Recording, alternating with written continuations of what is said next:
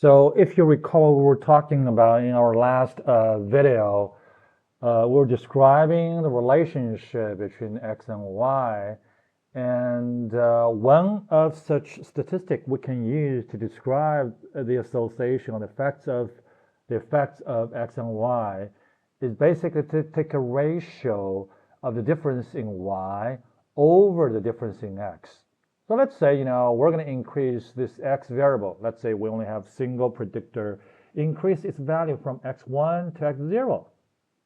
They also have their corresponding y1 and y0, depending on the function we have. It could be a linear function or quadratic function. Then we take a difference of, the two y's and then difference in two x's and take a ratio.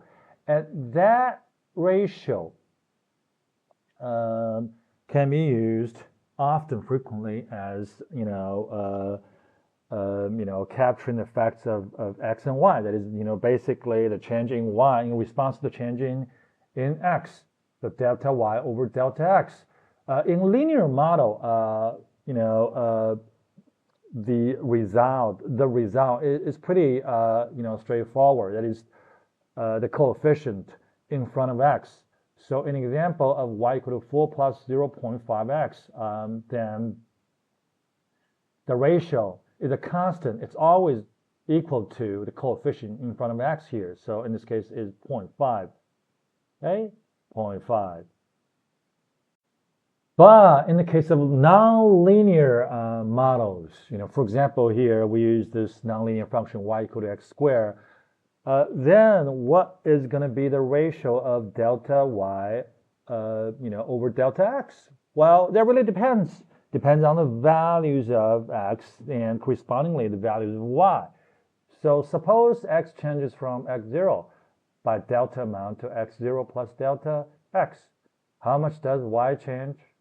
Well, the y changes from x0 squared, because that's the function, right? In this case, to x0 plus delta x, because that is the current value or the changed value of y0 squared. Okay, so still we're taking ratio of delta y over delta x, but the result is a function. In this particular case, the function is 2x0 plus delta x. So it depends on the value of x0. And also when delta x approaches 0, that is, the new x here is very, very close to x0. It's almost equal to x0, okay? When that happens, and when we're trying to calculate the effect of x and y, a delta y over delta x, well, that statistic of that measure is called instantaneous effect of x and y at point, in this case, at point x0, y0, if we're going to evaluate it. Right? And that is exactly equal to, later on I will talk about that, is the derivative of what's called the derivative of, y, the derivative of y with respect to x. So in the case I was describing, basically, for the function of y equal to x squared, in this particular case, let's say when we try to calculate the ratio of delta y over delta x, right? Let's assume this amount of change in x.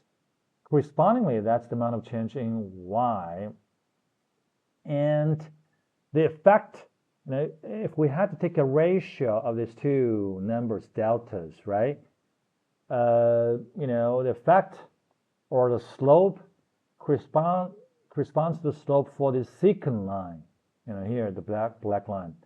But as we decrease delta x, so this is delta x, let's say decrease x, see my cursor here, decrease, until it infinitely approaches this point here.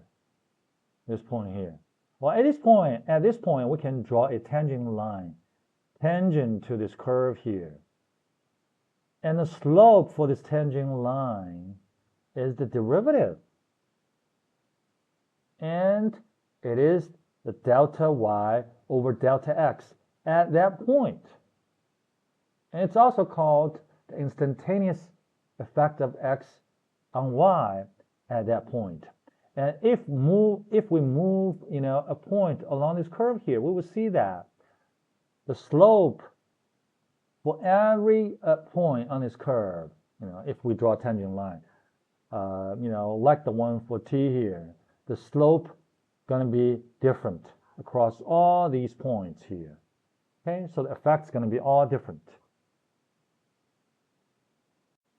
So here, let's get to the real definition of derivative, all the effects in this case. This is a simple case for single variable, x and y, calculating the derivative. So the derivative of function f at a number a denoted by f prime a.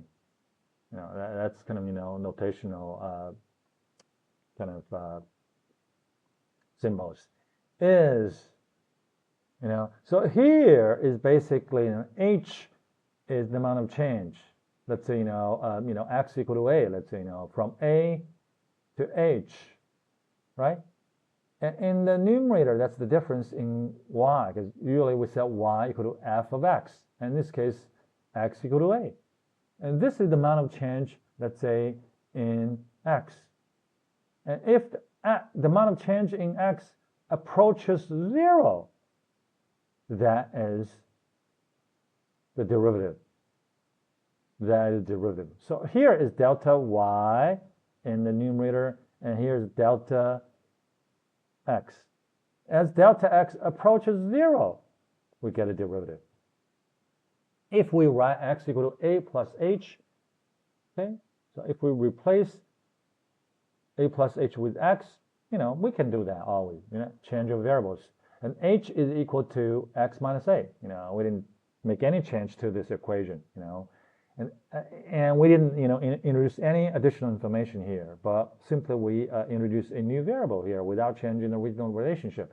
And h approaches 0 if and only if x approaches a, right? Therefore, an equivalent way of stating the definition of derivative, as we saw in finding tangent lines, is this one. So this one and this one, they're equivalent. The only thing that differs here is I introduce a new variable x, right? New variable x. That's what we usually do, to describe unknowns or variables, right? So this is the formal definition here of a derivative, for the function of f of x with respect to x. Well, we can apply the definition we just learned here, okay, in our last slide, to a concrete example. So here, find the derivative of the function f of x equal to x squared minus 8x plus 9 at the number a. From the previous definition, we have this one, right? This is the definition. What we're doing here is we simply, plugging, the function into the definition, right? Into the definition, okay? Because here the function is this one, so we replace the function with,